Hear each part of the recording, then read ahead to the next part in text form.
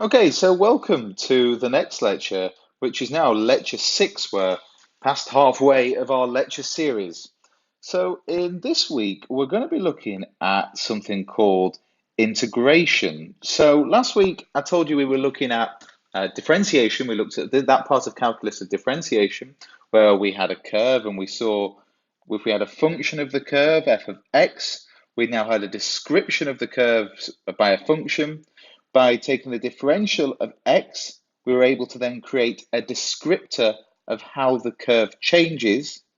And then even by taking a second differential of x, we were able to find out information about the peaks and troughs inside of the curve. So effectively, with differentiation, we created a set of tools which helped us to further interrogate what a curve is. So something slightly different with a curve now is integration. So integration is in effect complicated, well not complicated, a complex way of doing multiplication for a curve.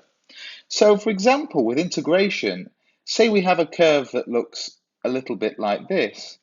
And this is on our x, this is our y-axis, and this is our x-axis.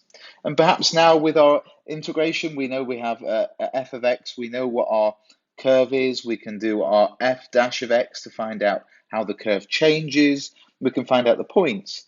But what happens if we actually want to find the area underneath this curve? So if we had something like I don't know, a simple line diagram, this is kind of quite straightforward because if this is just our y equals mx plus c, like I've said before, what we could do in this case is, well, if we wanted to find the area underneath it, well, we just know our formula of a half the base times the height, and this is a triangle, and we can actually work out our area here just from using some basic trigonometry. However, in a curve, it's quite different because, again, if we took a curve, something that looks a little bit like this, well, we can't just fit a straight line to it. So perhaps if we want to find the area of it, we could then split it up into different sections and then begin to take approximations. So perhaps if we were to say that this was a straight line, this was a straight line, this was a straight line, and this was a straight line, and this was a straight line, this line was a straight line, this was a straight line, we could then work out these trapezium shapes area and add them all together. So this is a little bit like last week when we were talking using the delta x for understanding these really small shapes. But perhaps if we just want to do this as a quick check, we could do this just by choosing this delta x to be relatively large. And this is what we use, or this is what we term in mathematics as the trapezium rule. So the trapezium rule, you might think, doesn't sound that complicated or doesn't sound that technical. Well, actually, the trapezium rule is how we do integration on a computer. So what a computer does is it makes this delta x extremely small, and that's how it would solve the area under a curve. It's the only way we can do it. So I'll talk a little bit more about this. If we take this, so this is a trapezium rule. If we were to take this curve here, and we'll choose something that looks a little bit like in the handbook, looks a little bit like this, and we're going to call it y equals f of x. And we'll have our y and we'll have our x on the bottom. So what we can say here now is if we were to split this into sections of the same width, they're almost the same width, but pretend they are the same width, and we were to call this width w, then what we could do, because we know this equation, we can actually work out the height here, and then we can work out the height here, and we can work out the height here.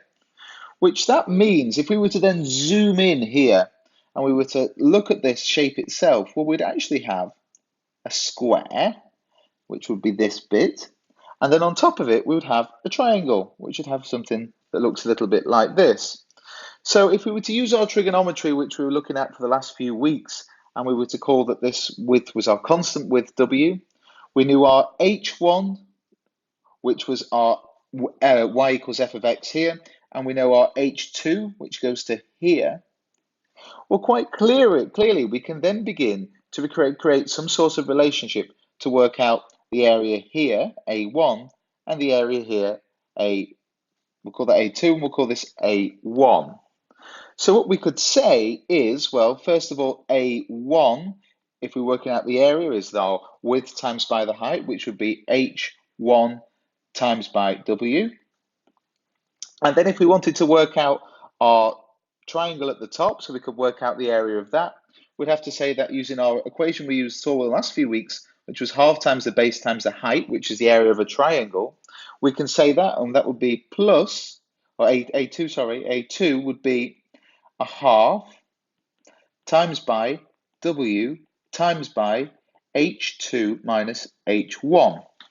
Therefore, if we do a bit of tidying up, we would find that A1 plus A2, or the whole area, would equal H1 times by W plus a half W times by H2 minus H1.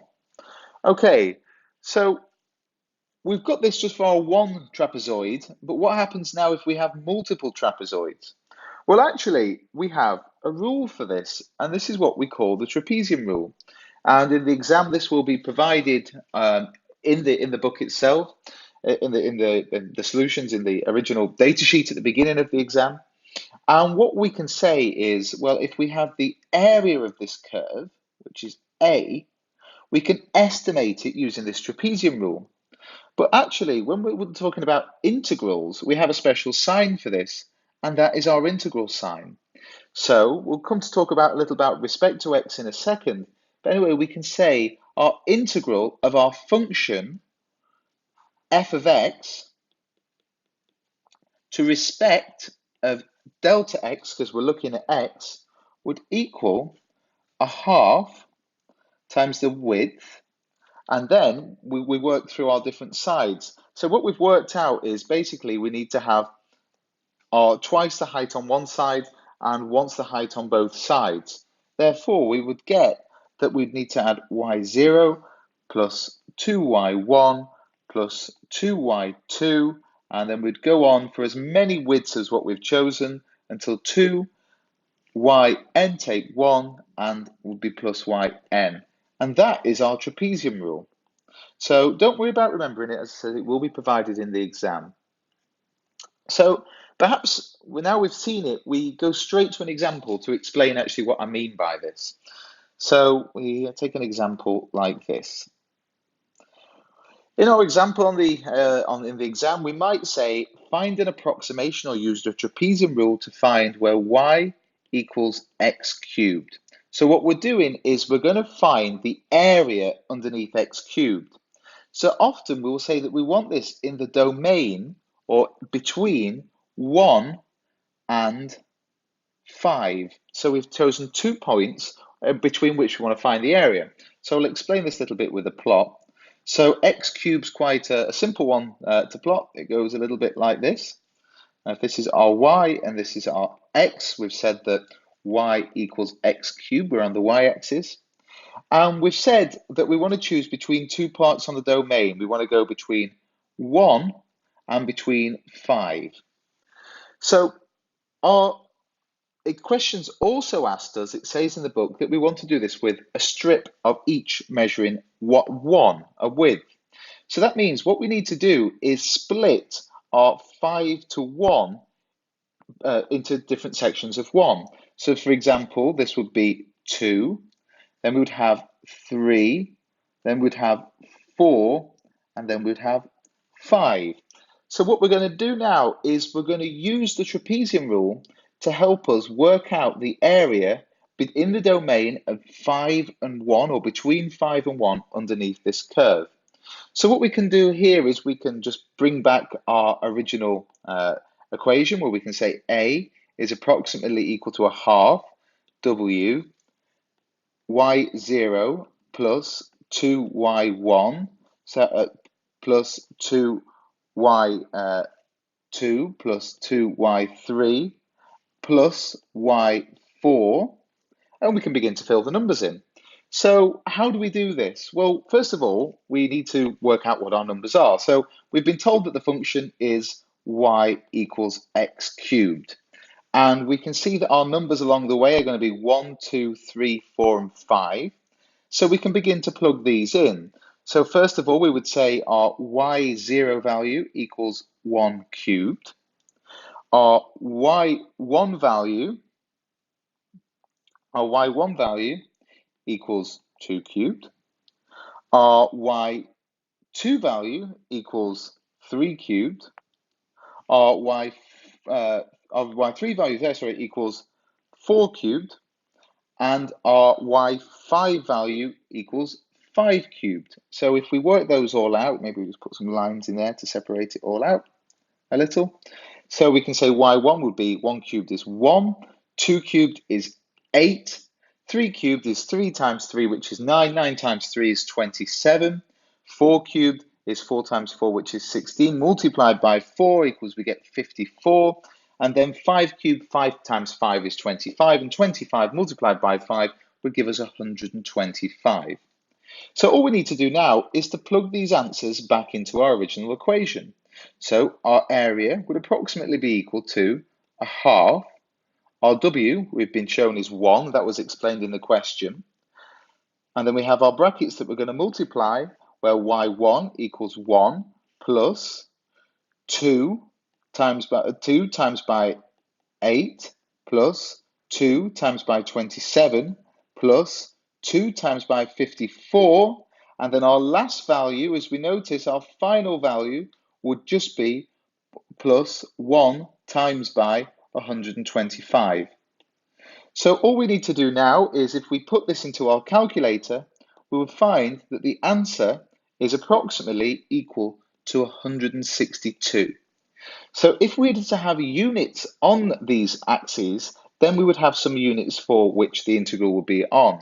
But as we don't in this, the answer would be 162 units, units squared.